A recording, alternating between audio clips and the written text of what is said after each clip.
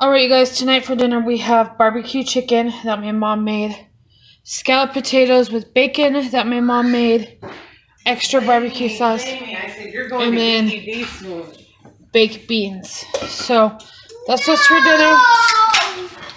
No! This one in the oven, and it was fine. No! Okay, I didn't know these were oven safe.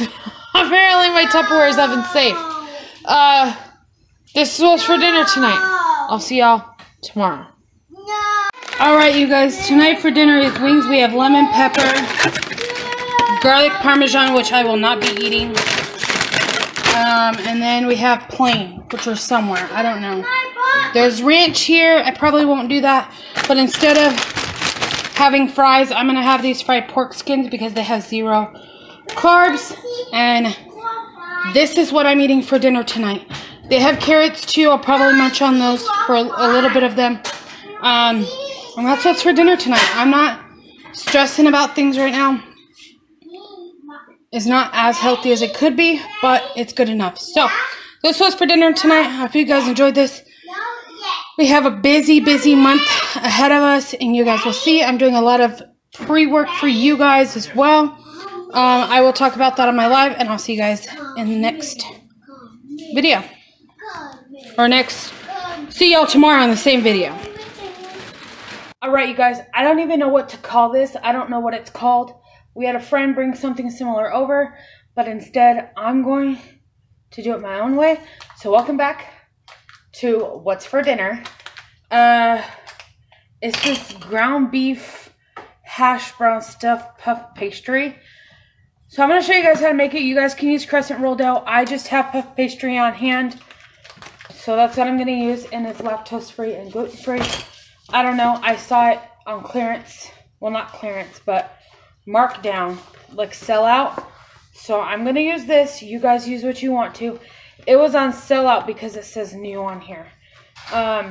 Use what you guys want to, but let's get started. So you're going to need either puff pastry or the Pillsbury dough that you can roll out, or even the crescent roll dough, whatever you guys want to do, and then pinch it together. You're going to need ground beef. It only calls for a pound. I'm going to use this whole thing. Even if I have filling left over, it's fine.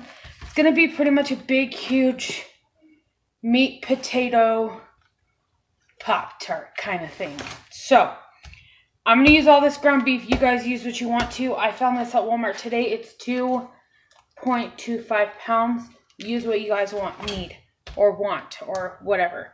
Onion. I have the small onion. I might cut up more. We'll see. Nah, we'll leave that be. Just a small onion. And then I have some frozen hash browns that I let pretty much thaw almost. I mean, they're still frozen, but like they're not stuck together anymore. And then garlic and seasoning of your guys' choice. I am out of my complete seasoning, so I feel like I'm not in my own kitchen right now because y'all know how much I love it, but that's fine. We're gonna do parsley, onion powder,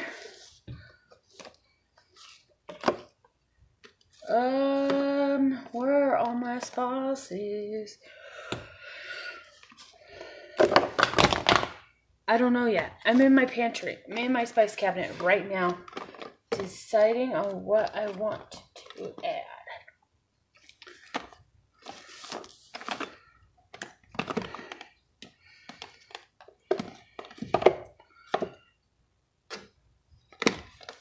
Garlic powder, onion powder, pepper, some salt, and I think that's it. So that's what we're going to use.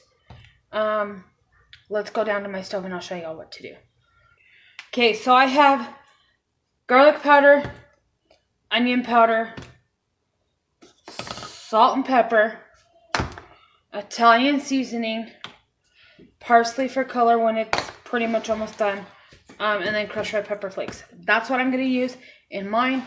You guys use what you guys want to use. It's your kitchen. So, use my recipe as a base and then make it your own. It's your kitchen. Use what your family loves. I'm using what my family eats. So, let's get started. Okay, I would normally do a cast iron skillet. However, where are they? Oh, okay, I thought they were packed for camp. All right, never mind. I'm going to my cast iron skillet. My cast iron skillet, when it comes to ground beef, is my favorite thing to use. So that's what I'm going to use. Hubby's getting that right now. Joys of real-time life. So, all my seasonings. And I have garlic here. This is the garlic I use. Use whatever y'all want. Again, your kitchen, not mine. Hey, baby, I got Big Bertha. You got the big baby? I got Big Bertha. Bertha, you're so dumb. No, I had a golf club named Big Bertha. Okay. It was like this. Woo, heavy. Okay, I'm going to add about a teaspoon of coconut oil to my pan because I have such lean ground beef. I have 96.4. So it's super duper duper lean, and you guys are right by my coconut oil. So I'm going to use coconut oil. One, it has no flavor. You can add bacon to this recipe if you want to. If I had some, I normally would. I don't know. This is my first time making it outside of somebody having it. So I don't even know if this is the right way to make it, but at least it's going to taste something similar. So I used about a tablespoon of coconut oil. 1, to season my pan. 2, to cook up my ground beef. Alrighty. And what spoon do I want to use today? This one looks good to me. So I'm just going to coat this through my cast iron skillet. You'll never see me use metal in my cast iron. Alright, that's good to go. Now we're going to add our ground beef because this is already hot. See the tiny ripples? I don't know if you guys can even see that. There's baby ripples in the oil. There you go. Now y'all can see it a little bit on camera, maybe.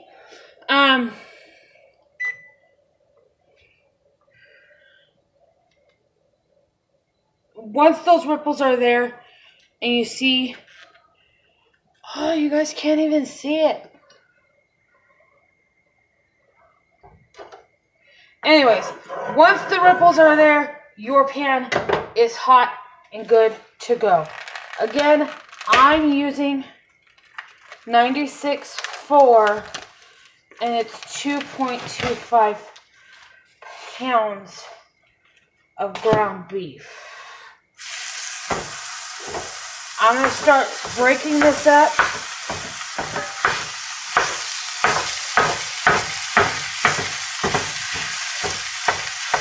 And then once it's broken up and I can handle it, then I'll add seasoning.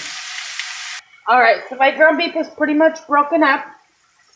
We're going to start with some garlic powder, couple sprinkles, down the pan and back. Onion powder, same thing.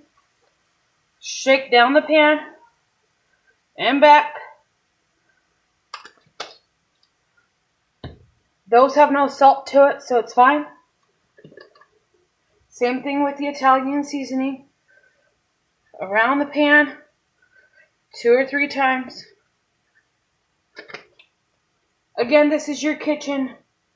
Do what you guys want to do. A little bit of parsley, not a lot. Some red pepper flakes. Just to shake around. You're going to want to do, if you want to follow my recipe the exact way, you're going to do red pepper and black pepper because it hits the tongue differently. And then salt, have about a teaspoon or so. Well, let's mix that around. Alright, now that my seasoning is mixed together, I'm going to add my onions.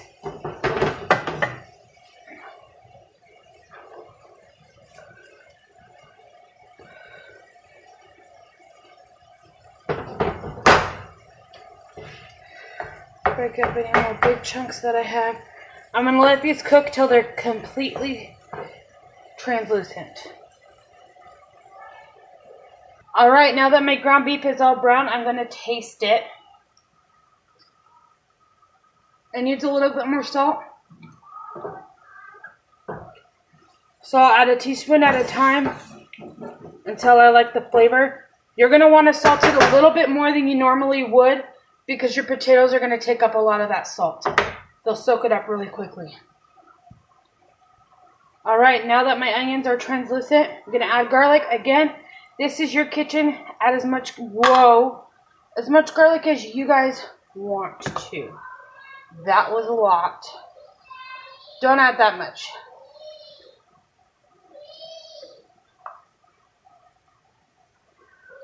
Ooh, buddy, that was a lot. But you know what? That's why I film me cooking, because life happens. Alright. There we go. That's better. I was not expecting that big, huge blob to come out. Alright. I'm just going to cook that for just a second by itself with the meat and the onions just to get it fragrant. Once you smell that garlic, go ahead and add about 2 cups of hash browns. You could add more, you could add less. I'm going to start with 2 cups. It's about 1 packed cup.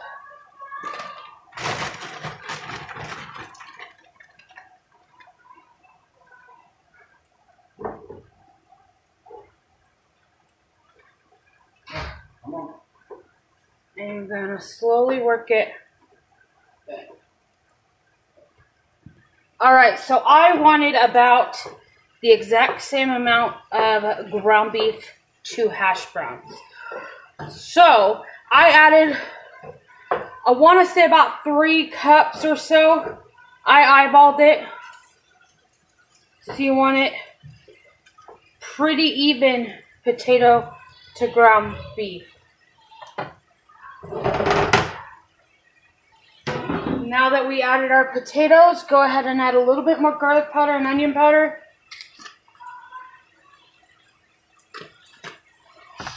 Just one time through the pan. You want to season every layer to where it don't take on the flavor of the next thing. Let's do a little bit more Italian parsley and mix this together.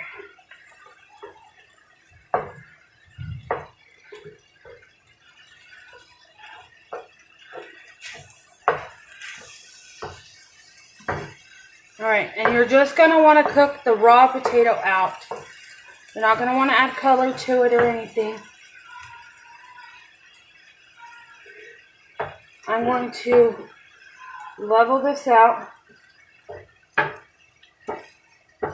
I'm going to add color to the bottom part of mine, just because I think it'd be good. And then turn it off, residual heat. We'll get that little bit of crust that I want. Now I need my cookie sheet. Alright, grab your cookie sheet. Mine's a family one. Spray it with oil or spray, rub it with oil or butter. So you don't want this pastry to stick at all. Alright, my puff pastry is a lot smaller than I expected. Totally fine, it'll still feed the family. So, you're going to put this mixture in here. And you're going to want to leave a border.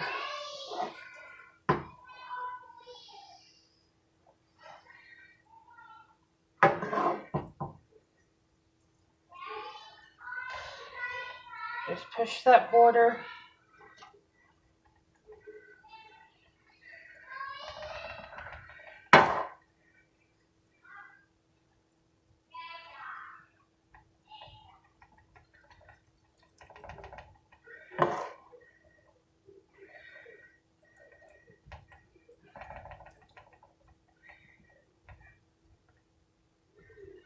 All right, let's do one more.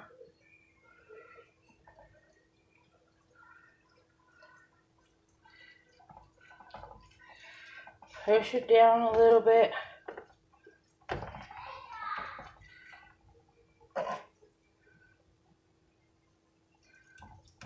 All depends on how risky you want to be, on how full you want to fill your dough, but you know you're going to want it to be even though.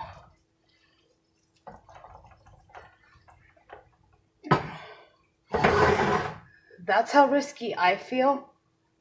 So, sorry about that, guys. My mom called. So, I'm going to slide over so you guys can see what I'm doing. So I have one puff pastry down. I left a border. Again, the borders depending how risky you want to be.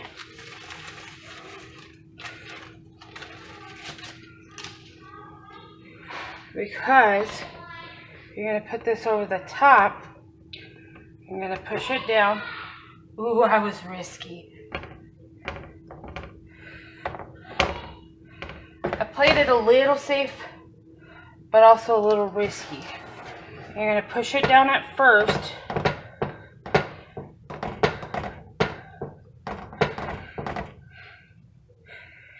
You can do egg wash if you want to. I'm going to push my pillow down. And then I'm just going to fold and push. Fold, push, fold and push, fold and push, just to make sure that this is sealed.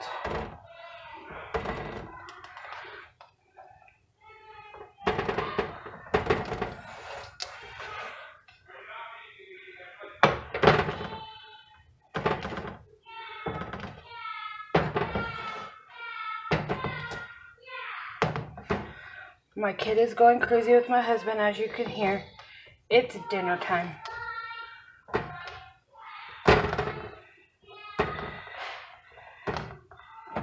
And then you're going to want to cook this the way your puff pastry tells you to, or your biscuit crescent dough tells you to do it.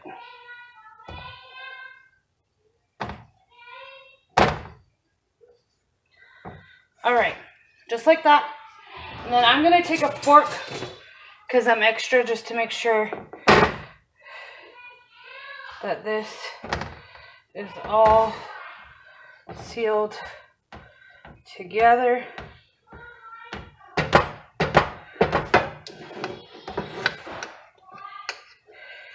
Gluten-free dough is a lot harder to work with than regular pastry dough.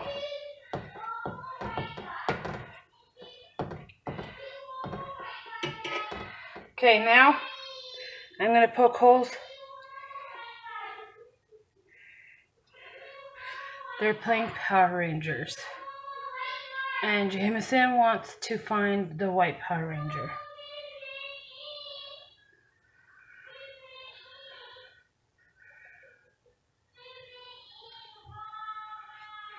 Perfect.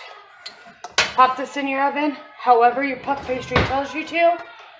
And I'll show you guys what it looks like when it's all done. Mine is saying, for sweet strudels and savory pies, 25 to 28 minutes on 400 degrees. As I pulled this out about 5 minutes ago, this is what you want it to look like: golden brown on bottom and on top. And I'm going to cut this up, and then people can eat it as because they want to eat it. So, I'm going to cut it on the cookie sheet. Shh. Don't ever do this, you guys. I want to show you guys the inside.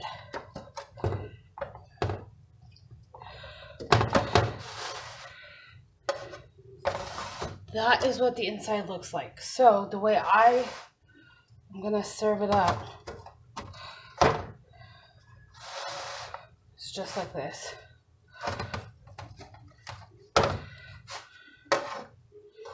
So then this is what a slice looks like. So that's it, you guys. Hope you guys enjoyed this. I'll see you guys in my next tomorrow. Same video, but tomorrow. Hey guys, welcome back to my channel. Oh my goodness. There we go. Welcome back to my channel. So today, we're making meatloaf for dinner. Haven't decided if I'm going to do mashed potatoes or rice. We'll see. I don't know yet. But right now, we're making the meatloaf. So, what you're going to need is yellow mustard. I'm also going to use a little bit of stone ground mustard because I like the seeds.